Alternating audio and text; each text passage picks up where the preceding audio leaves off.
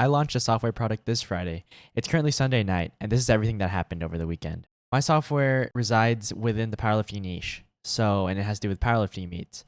So within the division that I deemed most reasonable to adopt this software, there was 154 of them. Out of the 154 qualified individuals, I put all their names in a spreadsheet and I searched them one by one on Instagram. When I searched their name, I clicked on the top 10 results, and if they weren't within that top 10, I deemed them couldn't find. So 72 out of the 154 I couldn't find. 4 of them were inactive. This meant that they registered for the meet and then ended up not being able to make it. 21 of them needed to follow me back in order for me to message them, and since it was already too late to wait for that, I just deemed them need follow and I couldn't message them. And the leftover, which was 57 of them, I was able to successfully message.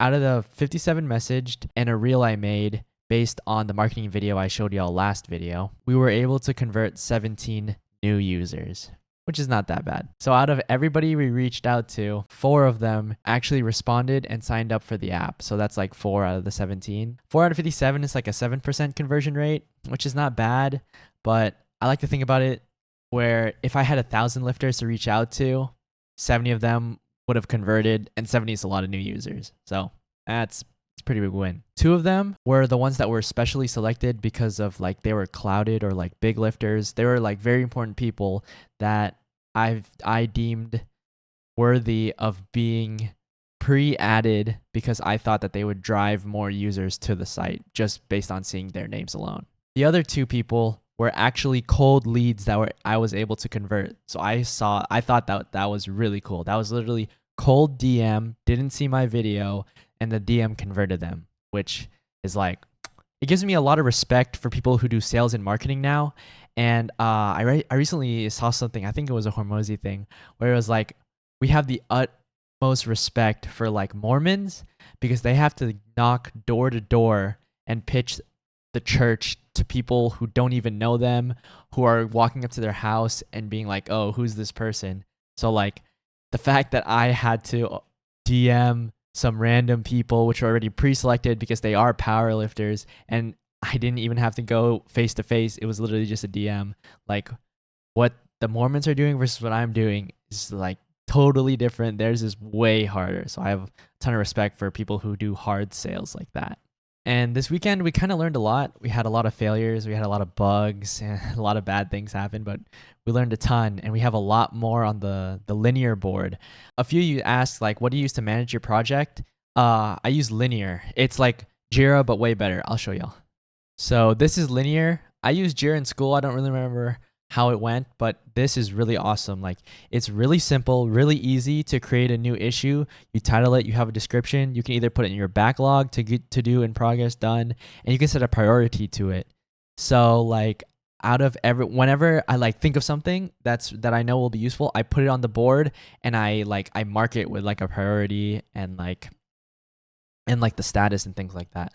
So if we go to like the overall issues, we can see everything that like I've done here and how I organize it, which is not really that good because when they go to done, there'll be like a high priority. It's like I put the high priority stuff up here, and those are the things I get done first. So even if I mark this as done, even though like things like this is like a 1 priority or even a no priority, like they'll eventually move up and populate these areas, and eventually all of the dones will be high priorities, which I don't really, there's better ways to project manage, but since I'm just a solo guy, this is what I feel like allows me to move as fast. But as we grow and scale, this will get more organized. Our new goal is to use these meets as like a soft intro to the platform. So as I said, the end goal is to get meet directors to adopt it so that we can be the #1 provider of meet organization software in all the federations. But it's really hard to do that off the rip. But an easy way to do it is to introduce ourselves to the lifters, because if the lifters find this useful and then we're able to convert the meet directors, that's when like things will start to click, because the lifters are already used to it. So it'll be a seamless transition from not being a staple in the industry to being a staple. So even though we only converted like 4 of them from the meet and like 17 new users, I think that's awesome because it's only up from here. And the new plan is Worlds in 5 weeks. So I want to convert at least we hit 7% of users this week. We hit 7% of like new users for this meet. Worlds is in 5 weeks. I want to convert at least 10% of those. Or I don't know if the thing is, I don't know if we should make it like a percentage or a number of people.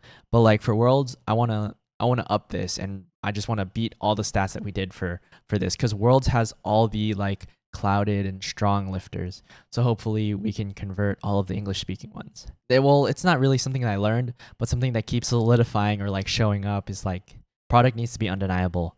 An undeniable product has no barriers. It has no challenges. Nothing can mess with it. It's like that's what we need to focus on, is having an undeniable product, and then everything else will fall into place. Another thing on like the marketing that I was thinking about is like how to use reels. I know the meta during COVID was to like spit out a reel or even multiple reels a day and hope that something catches virality.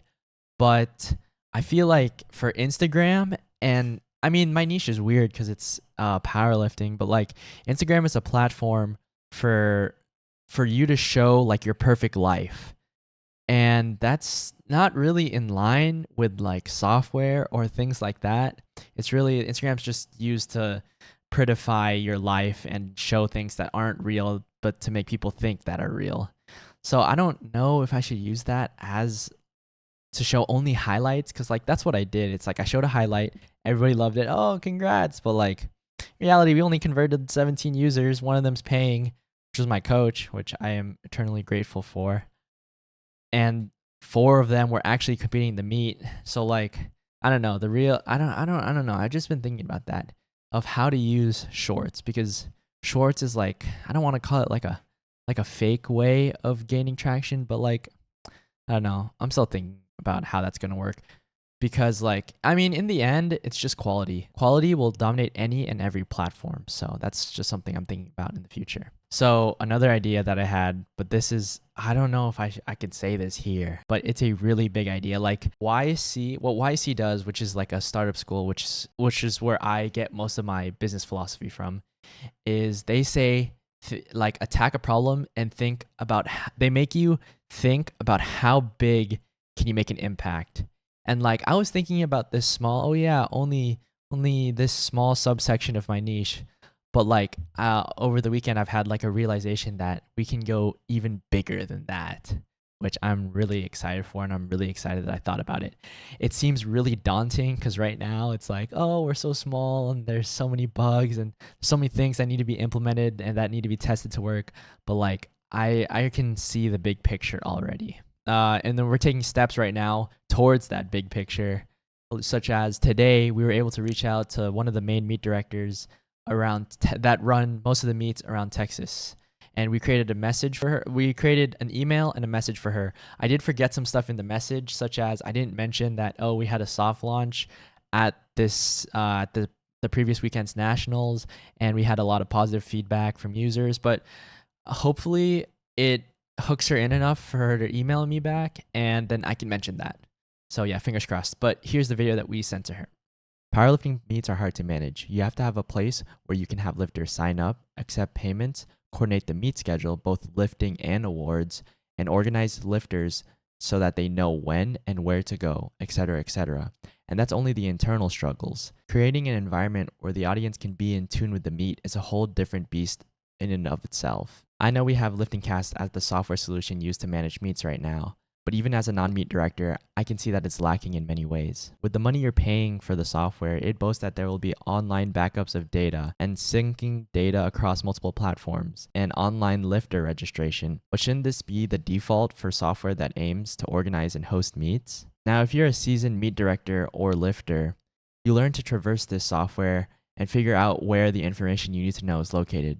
But it shouldn't be this way. Someone that is new to powerlifting should have a place that is easy to understand and adopt our principles and the way our sport runs. Bottom line is, LiftingCast is hard to use as meet directors, hard to understand from the point of view of the audience/new lifters, and lacks essential features for organizing and displaying meet results. I have a solution for this through StrengthSync, which aims to be the central hub for powerlifting. The best way to describe it is that it's a better LiftingCast with a permanent database and developed in a way where meet directing, lifting, and spectating can all have a better experience during meets. We have one goal: to centralize all the information in powerlifting so that the sport can grow beyond the confines of our community. We believe we can do this through the centralization of information and the optimization of user experiences, meaning we want to create the one place where anybody and everybody can go to find out about powerlifting, meets, and lifters in a way that is easily digestible. So how does this make the meet directing experience more smooth? Well, for starters, this means no more needing to handle with pesky secret keys. Everything just works, and that's the theme that we're gunning for meet directors. When you create a meet, you can link your already existing Stripe account to your StrengthSync account, and when you create more meets, the linked account retains the same information, so no needing to refill redundant information for all future meets. All the features from LiftingCast that you're used to, such as setting up lifter sessions and platforms, limiting the max number of entries, setting the cost for registrants and divisions, adding custom questions, etc., are all going to exist here. In line with our goal, we are planning to have all the federations adopt this as a place to find all lifter information, so your meet information is saved here forever, unlike in LiftingCast, where it's only saved for a month, and the lifters have a lifting database to reference for past performances. We also aim to demystify the sport's complex rules. Now, our sport has many federations with different rules and standards. It's too cumbersome to explain to a normal person, oh yeah, since I'm in this meet, I have to get my elbows below my mid-shoulder before I bench. But in another federation, that rule is non-existent. To address this, we have specially trained an AI model on the lifter rulebook. You can ask it any question, and not only will it respond in the context of the rulebook, but it will reference the page where the person can find the rulings in the book. Let's try this example.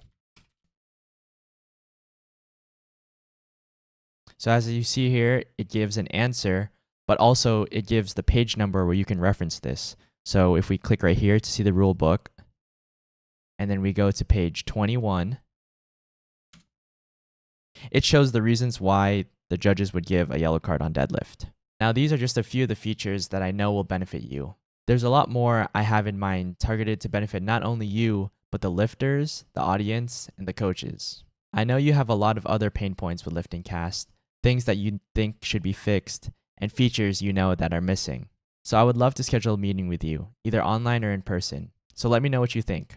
I'm open to any and all ideas. Hopefully that video converts and does well. When I was writing it, it took me like an hour and a half or 2 hours to write it. But as I was speaking, I was like, I don't know. I feel like I could do better, but I don't know how. So I think it's just the reps. I just need to get reps under the belt to make it work. As for like YouTube meta, like I've been thinking about like, oh, all caps titles will get you more views and things like that. But the last video, I knew that it would kill. Like I knew that it would kill. Like the title and the thumbnail matched, and I delivered within the first 15 seconds. And I think that's the key for videos killing. So yeah, I'm going to go with that from now on out. I'm going to start a video with the title and thumbnail and then build the video around that. If you like the video, drop a like down below and subscribe.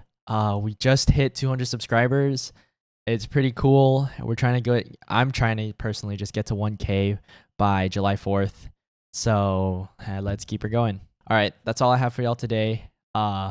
Tomorrow, the work resumes, implementing features, shipping as fast as possible, shipping really cool features and fixes. So yeah, I'll get y'all with an update tomorrow. See you in the next one.